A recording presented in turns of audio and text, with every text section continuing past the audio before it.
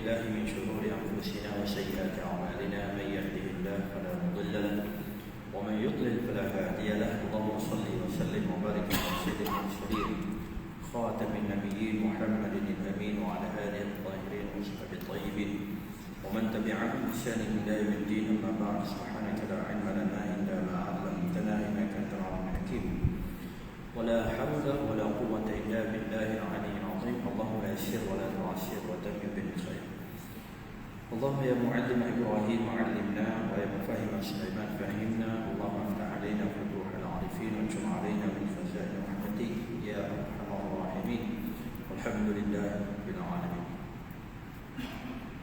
Alhamdulillah, puji dan syukur pada Allah Subhanahu Wa Taala yang banyak mengerniakan kebaikan kepada kita dan moga-moga kita pada malam ini ruang waktu yang ada pada kita ini moga-moga Allah Subhanahu Wa Taala kurniakan keberkatan dan Allah Subhanahu Wa Taala teruskan kebaikan-kebaikan dan Allah tutup segala pintu-pintu keburukan ataupun pintu-pintu bencana dan kemudaratan yang tidak kita ingini. InsyaAllah sahabat-sahabat muslimin muslimat yang dirahmati Allah, malam ini kita akan sambung lagi perkongsian kita ini. Masih lagi kita menggunakan kitab kita ini 100 sunnah Rasulullah sallallahu alaihi wasallam yang dilupakan kita dalam perbincangan bab pelbagai sunnah berkaitan dengan solat sunat. Dalam pertemuan kita yang lepas kita bincang berkenaan dengan kaedah ataupun asas kepada solat sunat ialah seeloknya afdalnya dilakukan di rumah, melainkan solat sunat yang mempunyai nilai syiar maka dilakukan di tempat umum, tempat kita berkumpul, maknanya di masjid ataupun di tempat-tempat khusus. Yang lain selain daripada itu maka disunatkan kita buat di rumah. Kita juga bincang berkenaan dengan macam mana apabila bertembungnya solat sunat yang asas ataupun yang afdalnya pada asalnya sunat dilakukan di rumah, tetapi jika berada di tempat-tempat yang ganjaran pahalanya hebat, contohnya di Mekah, contohnya di Madinah, Masjid Nabawi, Masjidil Haram, tempat tersebut ganjaran pahalanya besar. Di Mekah 100,000 kali ganda, di Madinah 1000 kali ganda. So macam mana pula apabila bertemu di tempat-tempat tersebut, mana yang kita nak utamakan? Baik. Begitu juga kadang-kadang apabila adanya kita katakan pengecualian, nak sembahyang di rumah ke ataupun nak terus sembahyang di masjid, dengan sebab-sebab yang boleh diterima, iaitu contohnya kalau buat di rumah memang tak buat dah, banyak sedia pula kat rumah. Jadi maka terus lakukan di masjid. Adakah bagaimana dia panggil isunya, penyelesaiannya macam mana? Kita dah bincang dalam pertemuan kita yang lepas. Malam ini insya-Allah kita sambung lagi dalam topik yang berikutnya, iaitu memulakan solat malam dengan 2 rakaat ringan. Baik, macam mana perbincangan dia? Sebuah hadis yang diriwayatkan daripada Abu Hurairah radhiyallahu anhu, Nabi sallallahu alaihi wasallam bersabda, "Idza qama ahadukum min al-lail falyaftatih salatahu bi rak'atain khafifatain." Dalam riwayat yang lain daripada Aisyah radhiyallahu anha katanya, "Kana Rasulullah sallallahu alaihi wasallam idza qama min al-lail yusalliya iftataha salatahu bi rak'atain khafifatain." Jadi dua hadis ini, pertama, kedua-dua hadis tersebut diriwayatkan oleh Imam Muslim dan satu lagi diriwayatkan oleh Imam Abu Dawud. Baik. Daripada hadis ini Aisyah radhiyallahu Abu Hurairah pernah meriwayatkan katanya, Nabi apabila dia bangun ataupun Nabi sallallahu alaihi wasallam sebut, apabila mana-mana orang di kalangan kita, seseorang di kalangan kamu yang bangun mendirikan solat malam, maka hendaklah dia mulakan dengan solat yang ringan, 2 rakaat solat yang ringan. Begitu juga Aisyah, sama saja, walaupun Dia punya matan teks dia berbeza tapi maksudnya hampir sama, iaitu dia cerita tentang Rasulullah. Apabila Rasulullah bangun pada waktu malam untuk menunaikan solat, maka baginda memulakan solatnya dengan 2 rakaat yang ringan. Baik. Semua kita tahu bahawa setiap sesuatu ni kena ada pembuka dia. Nak masuk masjid ada kunci, ada pintu dia. Nak buat apa sekalipun, hatta kita nak bersukan pun kena ada warming up dia. Nak berenang ada warming up, tak boleh terjun ikut dan tu, kena basuh dulu ataupun mandi dulu. Belum masuk daripada kolam tu mandi, buat exercise dulu, pumping dulu. Mana? Tak boleh terjun macam kita terus terjun pergi ke laut terjun begitu, tidak boleh. Begitu juga sukan-sukan yang lain. Nak main badminton ke, nak main apa ke, nak jumping smash, tiba-tiba nak jumping, ya Allah tersalah urat, mengurut pula lepas pada tu. Kan dia ada warming up dia. Begitu juga ibadat, dia panggil ada warming up dia. Antara yang disebut ialah qiyamul lail. Qiyamul lail ni dia punya nak bangun qiyamul lail satu cabaran. Tak semua orang mampu bangun waktu malam. Dan confirm bila bangun waktu malam orang tidur. Mengantuk, dia mengantuk. Tak ada orang yang tak mengantuk. Hatta Nabi SAW pun mengantuk bangun waktu malam. Sehingga diriwayatkan dalam satu riwayat Nabi SAW, apabila Nabi bangun waktu malam, Nabi apa dia? Masaha asaran naum an wajhihi. Nabi duk usap-usap muka dia untuk menghilangkan kesan tidur, kesan mengantuk. Mengantuk juga, Nabi pun mengantuk. Tak ada siapa yang kata saya biasa je bangun malam, saya tak pernah mengantuk. Keletong. Itu keletong tahap gaban aku kan. Baik. Jadi memang dipanggil bangun malam ni, tak ada orang kata tak mengantuk, semua mengantuk. Dan mujahadah nak bangun malam, kadang-kadang ada orang tak mampu nak bangun malam. Macam malam bangun, kunci jam sekalipun 10 jam dia ada. Kiri kanan, depan belakang, atas bawah, semua ada jam loceng tu. Tak boleh nak bangun dulu. Ada orang begitu kan. Baik, illa ma rahimahullah, kecuali apabila Allah kurniakan rahmat pada dia, bangun kekuatan dia boleh bangun malam. Walaupun nampak biasa je. Awak ni apa nama ni, Grab rider je, Food Panda rider je, tapi boleh bangun malam. Awak ni boleh baca Quran, hebat. Boleh puasa, hebat. Hebat. Apa nama ni? Ada di kalangan kita orang hebat. Jangan pandang ringan, jangan pandang enteng pada siapa-siapa. Ya tak? Kadang-kadang orang tu lebih hebat daripada kita, lebih hebat daripada ustaz. Ustaz boleh berceramah aja. Kadang-kadang ustaz sendiri nak bangun waktu malam payah. Bulan Ramadan boleh. Pasal apa dia? Tawaran. Siapa yang boleh qiyamul lail? Kata, okey saya free untuk qiyamul lail. Orang tu kata, okey saya free untuk qiyamul lail. Berbayar. Mana? 150 sekali buat qiyamul lail, 200 sekali qiyamul lail, berbayar. Tapi luar Ramadan, ustaz yang jadi mengetuai qiyamul lail di masjid-masjid itu pun tak bangun. Kan? Sebab apa dia? Tak semua orang mampu bangun. Kalau ganjaran-ganjaran tu, mampu boleh bangun. Kan? Itu dia. Bukan nak burukkan mana-mana, sama je lah. Baik. Allahu Akbar. Jadi bangun malam memang satu cabaran. Sebab tu disebut da'bus solihin. Paling kurang dia merupakan salah satu daripada kebiasaan orang yang baik-baik. Orang yang baik-baik dia bangun malam. Bukan nak kata orang yang baik orang tak bangun malam tu semua tak baik. Tak. Sebab ada juga yang mengatakan bahawa di kalangan para sahabat sendiri ada yang tak mampu nak bangun malam. Kemungkinan ada yang tak mampu bangun malam. Begitu juga bangun malam, qiyamul lail. Kita semua tahu pada awal-awal Islam, solat tahajud ataupun qiyamul lail diwajibkan kepada umat Islam kan, dengan turunnya surah Al-Muzammil di Mekah. Ya ayyuhal muzammil qumil laila illa qalilan nisfahu aw inqus minhu qalila aw zid alayhi warattilil qur'ana tartila. Allah SWT sebut qumil lail, bangun waktu malam. Wahai orang selimut, semua pakai selimut kan. Lebih-lebih lagi musim sejuk. tuan-tuan, masa saya belajar di Mesir dulu, musim sejuk ni lah, ya Allah, sedap sungguh tidur musim sejuk. Bangun-bangun lapar, masuk-masuk makan-makan apa semua, selimut pula. Nah, musim sejuk, Allah Akbar, memang seronok.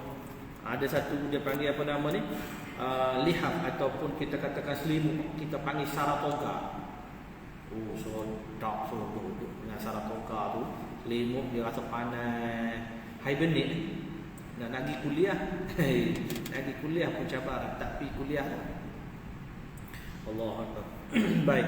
Jadi nak sebut di awal-awal perintah Allah Subhanahu Wa Taala kepada umat Islam nak bangun malam.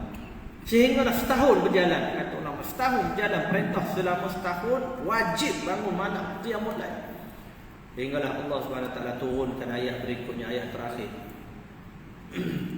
Alima an sayakunu minkum marda wa akharuna yadribuna fil ardi yabtaghuna min fadlillah wa akharuna yuqatiluna fi sabilillah. Ila akhir ayat Allah SWT kata, Allah tahu ada di kalangan kamu yang mana marda, sakit, wajib. Bila wajib, sakit pun kena bangun juga, tak kira dah wajib. Wa akharuna yuqatiluna fi sabilillah. Ada yang lainnya yadribuna fil ardi yabtaghuna min fadlillah. Ada juga di kalangan mereka yang mana melakukan aktiviti-aktiviti perjalanan di muka bumi, perniagaan, aktiviti perniagaan, jalan sana, ambil barang, hantar barang, ambil barang, hantar barang. Nah, wa akharuna yuqatiluna fi sabilillah. Ayat tadi saya tercicir. Nah, Allah SWT sebut yadribuna fil ardi. Ada yang melakukan aktiviti di muka bumi, berjalan. Ada yang berperang, pergi berperang, yuqatiluna fi sabilillah. Faqra'u ma tayassara minal Qur'an. Allah kata bacalah apa yang mampu dia di kalangan ayat Quran. Maknanya bangun malam dah, tak itulah. Nah, yang mampu maknanya baca Quran tu, baca Quran waktu malam. Baca Quran waktu malam tu bila? Dalam sembahyang. Jadi Allah SWT sebut faqra'u ma tayassara minal Qur'an. Bacalah mana yang mudah dari kalangan ayat-ayat Al-Quran. Jadi daripada situ turun ayat tu, maka sunat dah qiyamul lail, tak jadi wajib dah. Allah tahu kan, kalau wajib sampai sekarang nanya kita, tumbang kita, umat akhir zaman kan, tak larat nak buat. Nah, baik. Jadi Allah Subhanahu Wa Taala sebut pada awalnya semua tu sahabat, tak semua mampu. Dan di kalangan para sahabat ada yang Nabi SAW pesan apa dia? Awsani khalili bisalam. Kata Abu Hurairah, Nabi kekasihku ini pesan kepadaku 3 benda. Apa dia? Antaranya yang disebut wa an utira qabla an ana. Dan Nabi perintahkan aku, arahkan aku supaya laksanakan solat witir sebelum daripada aku tidur. Pasal apa? Pasal Abu Hurairah disebut antara yang tak mampu nak qiyamul lail. Oleh sebab itu, yang tak mampu nak qiyamul lail, Nabi sarankan supaya kita solat witir selepas solat Isyak tu, solat witir. Solat sunat kita panggil solat sunat witir. Solat. Walaupun dalam mazhab kita 1 rakaat pun cukup dah. Tak ada nak buat 3 rakaat, buat 1 rakaat. Kan? Baik, selepas daripada solat Isyak. Lepas solat Isyak kita solat sunat ba'diyah.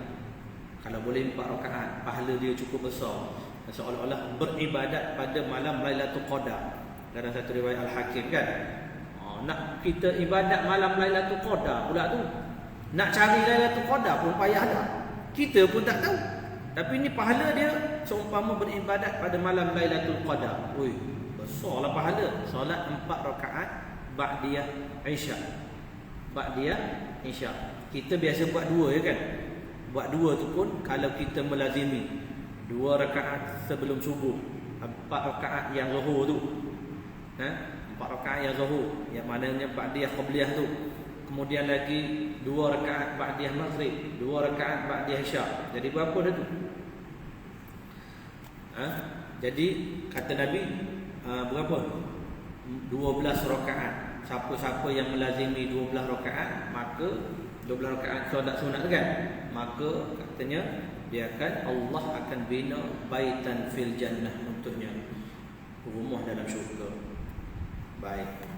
Jadi di samping kita buat 2 rakaat Isya tu kita dah lazimi dah. Satu, yang kedua lagi beribadat pada malam Lailatul Qadar. Apa dia buat? Siapa yang tak tahu? Malam Lailatul Qadar pun kita pun tak tahu bila. Kita sendiri pun tak tahu. Walaupun tanda-tanda dia disebut begitu, disebut begini kan, kadang-kadang kita pun tak tahu tanda dia. Malam tadi ke? Esok ke? Ini tak tahu. Baik. Jadi katanya Abu Hurairah radhiyallahu anhu, Nabi pesan kepada aku supaya laksanakan solat witir sebelum tidur. Wahai Abu Hurairah, sebelum daripada tidur buatlah solat witir. Selepas daripada sembahyang Isyak. Sebab apa dia? Sebab tak mampu dah nak bangun solat witir pada waktu malam hari 2 per 3 malam orang bangun qiyamul lail, kemudian disudahi dengan solat sunat witir. Kita tak mampu, maka kita buat penutup kita ialah selepas solat sunat Isyak terus sembahyang solat sunat witir. Kalau tak mampu, kalau mampu kirakan. Baik. Jadi bila bangun waktu malam, dia punya kehebatan bangun malam tu bagi mereka yang buat adalah dapat merasainya, dapat feelnya. Nak cerita ke orang tu payahlah, tak kena buat sendiri, kena laksana sendiri, tunai sendiri, baru kita dapat kenikmatan, baru kita dapat feel dia. Macam kita rasa seronok sangat-sangat, macam di alam percintaan. Tuan-tuan pernah bercinta? Tak pernah, tak tahu, payah nak cerita. Kalau pernah bercinta, tak kira lah sekarang ke, dulu ke, di alam percintaan betul-betul kita tu, ya Allah, seronoknya kita bercinta tu kan, rasa nak terbang rasa bila bercinta. Tak, di alam percintaan zaman kita dulu-dulu, orang yang apa nama kita ni, veteran-veteran zaman dulu, zaman tulis surat, dapat surat, postman datang tu kita nampak dah, pegang surat tu bawah ni, confirm dah tu, ada bedok lagi dalam surat tu kan, memang seronok masa tu dah dapat. Tu dia. Begitulah bagi orang yang selalu buat qiyamul lail. Contoh begitulah. Dia rasa seronok sangat-sangat, tak tahu nak cerita perasaan tu. Dah. Tu dia, Allahu akbar. Baik. Jadi kita sebutkan tadi, bila bangun malam, maka Nabi SAW mulakan ataupun Nabi suruh kita laksanakan 2 rakaat yang ringan terlebih dahulu. Warming up dulu. Pasal mengantuk tu. Kalau terus baca panjang, semangat ni, baca panjang terus, surah Al-Baqarah terus. Esok tak buat dah, tak larat, penat. Sebab tu kita mulakan dengan ringan-ringan dulu. Ringan-ringan dulu. Warming up dulu dengan 2 rakaat yang ringan. Bagaimana yang disebutkan dalam hadis yang kita bacakan tadi. Baik. Kerana apa dia? Melakukan solat sunat 2 rakaat ini sebagai pemberi semangat dan motivasi untuk solat seterusnya. Bila kita dah habis satu solat, kita nak laksanakan solat berikutnya, kita jadi ada motivasi. Alhamdulillah dah selesai dah 1 rakaat. Begitu juga kalau kita tengok juzuk yang ke-30 Al-Quran. Ada surah-surah kan, bermula dengan surah pendek. Sebagai kita rasa seronok habis dah surah ni. Kita zaman kita mula belajar muqaddam dulu, kalau kita boleh pindah surah tu, rasa seronok lain macam kan. Pasal apa dia? Tak tahu nak cerita seronok semua. Seronok pasal apa dia? Rasa dah habis, dia panggil level, next level kita tu. Kan? Sebab tu antara hikmah Allah buat surah-surah tu, ada surah pendek tu yang dipanggil mufassal ni, surah-surah mufassal. Tujuan dia kalau kita baca Quran habis dah satu surah, rasa seronok nak baca surah berikutnya. Itu hikmah dia. Begitu juga ni, bila kita semayang, lepas pada habis satu semayang, rasa seronok nak buat yang lain, pasal dah siap dah satu solat ni. Kecuali kalau kita lepas pada tu letih sangat kan, buat panjang lebar, lepas pada tu tak larat dah nak buat solat yang berikutnya. Pasal tadi pun panjang lebar dah. Baik. Allah. Cuma di sini ada perbincangan daripada Ibn Qayyim dalam kitab Zadul Ma'ad. Katanya Ibn Abbas tidak menyebut Nabi memulakan solat dengan 2 rakaat ringan. Dalam kita ada satu riwayat cerita daripada Ibn Abbas radhiyallahu anhu. Dia bermalam di rumah mak saudara dia, nama dia Maimunah. di rumah Maimunah. Bila Nabi tiba giliran bermalam di rumah Maimunah radhiyallahu anha, isteri Rasulullah, maka Ibnu Abbas radhiyallahu anhuma dia akan bermalam di rumah mak saudara dia tu. Pasal apa dia? Pasal dia nak dapatkan sesuatu daripada Nabi sallallahu alaihi wasallam, sesuatu ilmu, hadis, perbuatan Nabi sallallahu alaihi wasallam. Dan banyak riwayat berkenaan dengan apa yang Ibnu Abbas dapat. Antaranya ialah solat malam. Bila Nabi, kata Ibn Abbas, apabila sampai pertengahan malam, Nabi SAW bangun. Dan Nabi SAW usap muka dia, menghilangkan kesan-kesan mengantuk. Lepas pada tu Nabi baca ayat tu, baca ayat ni. Kemudian Nabi SAW berwudu. Kadang-kadang Nabi keluar, tengok langit. Nabi keluar rumah, Nabi tengok ke langit. Dan Nabi baca ayat-ayat tertentu. Kemudian Nabi masuk, Nabi berwudu. Lepas pada tu Nabi pun sembahyang. Dan Nabi mulakan sembahyang dengan membaca surah Al-Baqarah. Tu dia. Jadi dalam riwayat Ibn Abbas tidak disebut oleh Ibn Abbas bahawa Nabi mulakan solat dengan solat ringan. Kalau ada orang tanya begitulah, orang petikaikan. Tak ada pun dalam riwayat Ibn Abbas ni. Pandai-pandai pula dia kata duk petik yang lain. Contoh kan, bila ada orang duk petikai begitu, kita bukan tahu ada orang petikai begitu kadang-kadang.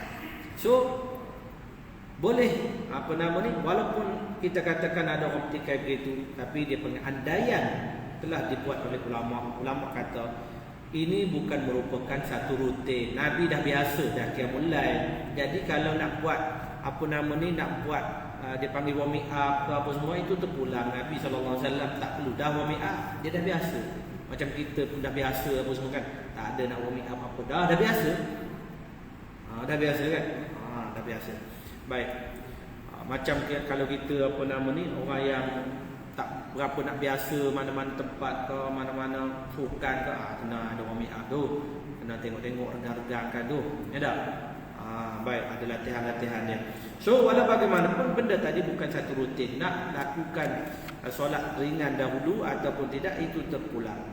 Baik. Allahu Akbar. Habis berbincangan kita berkenaan dengan itu antara adab ataupun saranan daripada Nabi. Sebab tu Nabi sebut idza qama ahadukum, apabila seseorang di kalangan kamu yang nak bangun qiyamul lail, nak melakukan solat pada waktu malam, solat tahajud, maka mulakanlah dengan ringan-ringan dulu. Nabi sarankan kepada umat dia je lah. Kepada Nabi lain, Nabi taraf lain. Ada yang khusus pada Nabi, Nabi tak perlu buat. Contohnya puasa Nabi SAW, Nabi boleh puasa 2 hari berturut-turut tanpa berbuka. Ya, Nabi boleh berpuasa 2 hari berturut-turut tanpa berbuka pun. Tapi Nabi haramkan kepada umat dia. Kalau bahasa kita, korang jangan nak buat macam aku, kata Nabi. Sebab aku ni fa innama at'amani wa saqani rabbi, kerana aku ni Allah yang bagi makan, Allah yang bagi minum. Jadi kalau korang nak buat begitu, tak boleh lah, pasal aku ni special case. Nabi SAW ada, kita ni ya Allah nak puasa pun rasa penat dah, cari tempat-tempat sejuk. Mana tempat sejuk? Tak, musim-musim sejuk di satu tempat, dia punya siang dia agak pendek, puasa kat sana kan. Itu dia. Kalau puasa musim panas, ya Allah, bayangkan kita ke Mekah hari itu nak buat ibadat haji, ya Allah, cabaran sungguh. Tapi ada orang yang mampu puasa, ya Allah, saya tabik ada di kalangan jemaah yang saya bawa, yang saya bimbing hari itu masa haji itu, dia boleh puasa Isnin Khamis boleh puasa. Kita tak puasa. Tengok dia semua. Tapi ambil juga semangat, pergi duduk tempat kan Masjid Nabawi, Masjidil Haram ni, dia ada bentangkan untuk juadah berbuka puasa kan, Isnin Khamis tu. Kadang-kadang bukan kita duduk sengaja dicari, tapi kadang kita duduk di situ tunggu waktu maghrib, dia bentangkan apa semua tu kan. Jangan duduk makan terus. Kalau makan terus nampak sangat hormat lah orang puasa. Ada di kalangan member kita, dia bentakan dapat dia panggil yogurt apa semua tu, dapat roti, terus makan-makan, minta teh dah pula dengan Pak Arab tu. Sedap fugu. Orang belum buka puasa lagi dia dah balur dah. Dia kata orang dah pagi kita makan. Walaupun dia tak, orang Arab tak tegur lah, orang Arab pun layan aja. Tapi nak sebut puasa pukul 4 pagi subuh, waktu berbuka 7 suku petang. Oi, lama puasa. Tapi ada orang mampu, masya-Allah. Jadi Nabi SAW dalam keadaan apa pun, Nabi fa inni attaqakum wa akhsyakum 'inda Allah. Aku yang paling bertakwa dan paling takut kepada Allah Subhanahu Wa Taala di kalangan kamu. Jadi Nabi boleh buat, ada khususiat, ada perkara yang menjadi khusus untuk Nabi SAW. Baik, sahabat-sahabat muslimin muslimat yang dirahmati Allah Subhanahu Wa Taala. Kesimpulannya, kalau kita nak melakukan satu benda, perlu ada latihan dia. Ada latihan dalam ibadat. Jangan terus kita ulun. Ulun sungguh-sungguh. Jangan. Buat relax. Buat relax. Baik. Subtopik yang berikutnya, solat 2 rakaat setelah witir pada waktu tertentu. Solat 2 rakaat yang ringan setelah solat witir pada waktu tertentu. Ini perbincangan yang mana kita biasa selepas solat malam disudahi dengan solat sunat witir. Sebagaimana Nabi pernah bersabda, apa dia? Tutupkanlah ataupun jadikanlah solat witir sebagai penutup solat sunat kamu. Jadikan witir sebagai penutup solat sunat kamu. So, apa nama ni? Nabi kata solat witir, lepas solat witir tu tak boleh sembahyang sunat dah, tak ada dah. Yang tu penutup, bila penutup habis dah. Tak ada apa dah. Tetapi perbincangan kita malam ni ialah ada juga solat sunat selepas solat sunat witir tadi, tetapi bukan pada setiap kali kita boleh lakukan. Maknanya ada dah Nabi ajar mungkin, maka kita pun nak buat setiap kali sembahyang selepas sembahyang witir nak buat, lepas sembahyang witir nak buat. Bukan. Maknanya mungkin pada waktu-waktu tertentu saja. Perbincangan kita malam ni nampak macam ilmiah sikit kan. Memanglah setiap malam pun ilmiah. Baik. Katanya Nabi SAW solat sunat 2 rakaat ringan pada waktu tertentu setelah solat witir baginda. Kadang-kala baginda lakukan dengan keadaan duduk, dan kadang-kadang baginda berdiri. Nak sembahyang sambil duduk pun boleh, sambil berdiri pun boleh. 2 rakaat tadi selepas solat sunat witir. Cuma kalau kita tengok mazhab Abu Hanifah, tuan-tuan, sahabat-sahabat kita di kalangan Bangladesh, di kalangan India, di kalangan Pakistan, benua India lah maknanya, ataupun mana-mana mazhab Hanafi. Kita akan tengok mereka tadi, tuan-tuan, sembahyang lepas pada sembahyang Isyak tu, tengok tak mereka sembahyang macam ayam hampir. Kalau kita bilang semua tu 17 rakaat dia sembahyang. 17 rakaat dia sembahyang. Lepas pada dia sembahyang 3 rakaat witir tu, lepas pada 3 rakaat witir, yang mana witir mereka tak duduk. Maksudnya witir mereka 3 rakaat 1 salam. Jadi lepas pada tu, apa nama ni, mereka pun sembahyang sunat dengan cara duduk. Kebanyakan begitulah. Sepanjang saya belajar di mana? Sepanjang belajar di Pakistan dulu, itulah pengamalan yang kita dapati. Lepas pada sembahyang sunat witir tu, mereka akan sembahyang secara duduk je. Ramainya begitu, majoriti, bahkan semualah dia kurang. Kalau satu masjid yang buat tu, memang semua tu sembahyang duduk lepas pada tu. Walaupun mampu berdiri, tapi solat duduk. Pasal apa dia? Pasal dalam riwayat yang mereka riwayatkan, dalam mazhab mereka, dalil mereka, Nabi solat duduk lepas pada tu. Walaupun Nabi mampu berdiri, tapi Nabi solat duduk. Oleh sebab itu, sunnahnya ialah solat secara duduk. Baik, kita dapati mereka semayang gitu kan. Baik. Jadi katanya apa dia? Mungkin ada orang petikai pula lah, hukum lah, ramai bab kritik, bab apa semua ni ramai. Apa saja, bahkan dalam ibadat ni pun ada orang kritik lagi. Apatah lagi dalam kehidupan kita di luar sana, ramai orang nak kritik lah. Yang nak cari kesalahan tu ramai. Begitu juga kalau mana-mana mesyuarat agung, dia nak hentam aja. Padahal boleh aja tanya sebelum mesyuarat agung, boleh aja bawa berbincang dalam persatuan kau kan, persatuan penduduk ke apa semua. Duk tunggu apa? Tunggu mesyuarat agung nak balon dia punya AJK tu. Dengan masjid, cara masjid, surau, cara surau, persatuan penduduk, cara persatuan penduduk. Pasal apa dia? Nak aim dia punya AJK. Macam-macam orang. Baik So bukan dalam tu saja, dalam bab ni pun ada kritikan-kritikan. Dalam bab ibadat pun ada. Kok ada orang kata, Nabi SAW kan Nabi bersabda, Nabi kata jadikan solat witir sebagai penutup solat kamu. Habis yang duk semayang lepas pada solat witir tu, apa hal? Kau nak buat bid'ah ke apa? Contoh. Baik. So, katanya, Ibn Qayyim menjelaskan bahawa apa dia? Hadis Nabi tadi yang Nabi bersabda jadikanlah witir sebagai penutup solat kamu, walaupun hadis itu memang hadis sahih, riwayat Bukhari, riwayat Muslim, riwayat Abu Dawud, kan? Maknanya sahih lah tu, sahih. Habis kau nak lawan hadis sahih? Tak lawan. Baik. Katanya apa dia? Itu kita bukan menafikan perintah Nabi yang suruh jadikan solat-solat witir sebagai penutup. Kita tak nafikan benda tu. Sebagaimana berlaku dalam solat maghrib. Bukankah Nabi pernah kata solat maghrib adalah penutup solat siang? Nabi kata solat maghrib kan penutup. Habis lepas pada tu ada sembahyang isyak lagi tu. Okay. Baik. Katanya apa dia? Solat maghrib seperti solat witir ketika siang. Dan solat sunat yang genap sesudahnya bukan bererti menghilangkan fungsi maghrib sebagai witir kepada solat siang. Gitu kan. Baik. Katanya begitu.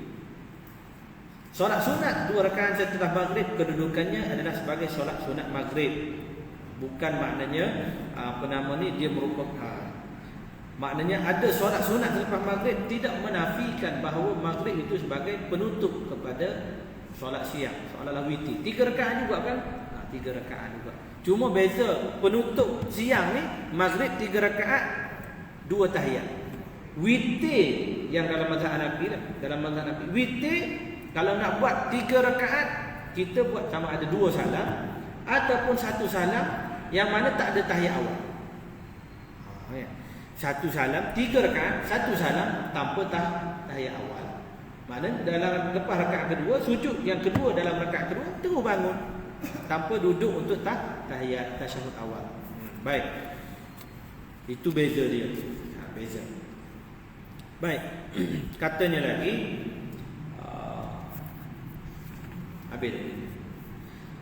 Ibn Qayyim menjelaskan lagi Nabi SAW dikatakan solat 2 rakaat setelah witir dalam keadaan dilakukan dengan duduk dan kadang-kadang baginda membaca ayat Al-Quran. Amal saja tu. Baik. Cuma disebut di sini. Apa yang baginda baca pada 2 rakaat? Yang 2 rakaat tadi kan? 2 rakaat selepas solat sunat witir. Yang Nabi kadang-kadang Nabi banyaknya semayang secara duduk. Walaupun Nabi mampu berdiri. 2 rakaat tadi selepas solat sunat witir. Baik. Daripada Abu Umamah radhiyallahu anha katanya Nabi anna Rasulullah sallallahu alaihi wasallam kana yusalli rak'atain ba'da al-witri wa huwa jalisun yaqra'u fihima bi idza zulzilatil ardu zilzalaha dan wa qul ya ayyuhal kafirun. Allah Rasulullah sallallahu alaihi wasallam katanya Umamah baginda solat 2 rakaat selepas solat witir dalam keadaan duduk. Dan baginda membaca Iza zulzilatil ardu zilzalaha, iaitu surah Al-Zalzalah, dan pada rakaat kedua Qul ya ayyuhal kafirun, surah Al-Kafirun. 2 rakaat tu, rakaat yang pertama dibaca surah Al-Zalzalah dan rakaat yang kedua dibaca Qul ya ayyuhal kafirun. Baik.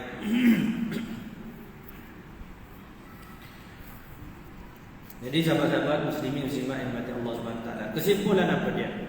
Kesimpulannya ialah pertama, solat selepas solat witir tidak menafikan hadis yang mengatakan hadis Nabi yang Nabi kata jadikanlah solat witir sebagai penutup solat malam kamu. Tidak menafikan hadis itu. Nah, yang kedua, sebagaimana solat maghrib tadi, maghrib dinamakan sebagai solat witir pada siang, penutup kepada solat siang, sebab itu 3 rakaat antara lainnya hikmah dia. Baik. Dan juga yang kedua, kita boleh melakukan solat sunat selepas witir dengan apa dia? Dengan cara duduk walaupun kita mampu berdiri. Dan solat itu dilakukan bukan pada setiap masa, setiap kali solat witir buat solat sunat tu. Setiap kali solat witir buat solat sunat tu. Tak, sekali-sekala saja. Jarang-jarang, kadang-kadang kita buat. Baik. Dan yang ketiga ialah bacaan dalam solat sunat 2 rakaat selepas witir tadi. Rakaat pertama kita baca Iza zulzilatil ardu zilzalaha, surah Al-Zalzalah, dan rakaat kedua kita baca Qul ya ayyuhal kafirun. Walau bagaimanapun boleh kita baca ayat yang lain selain daripada surah yang dinyatakan tadi. Cuma kita baca tu atas dasar apa dia? Atas dasar nak dapat pahala add-on, kerana kemungkinan ada sebab-sebab hikmah-hikmah tertentu yang kita tak mampu ketahui kenapa Nabi SAW baca 2 surah tersebut. Sebagaimana Nabi baca dalam solat Sabbih isma rabbikal a'la, dan juga hal ataka hadithul ghasyiyah dalam solat Jumaat dan solat hari raya. Wallahu a'lam. Itu saja yang kita kongsikan dalam pertemuan kita pada malam ni. Terima kasih tuan-tuan atas perhatian yang diberikan, dan insya-Allah kita bertemu di lain kesempatan. Mohon maaf atas segala kesilapan dan kekurangan. Bertemu di lain kesempatan insya-Allah. Wallahu a'lam. Aku qouli hadza wa astaghfirullah.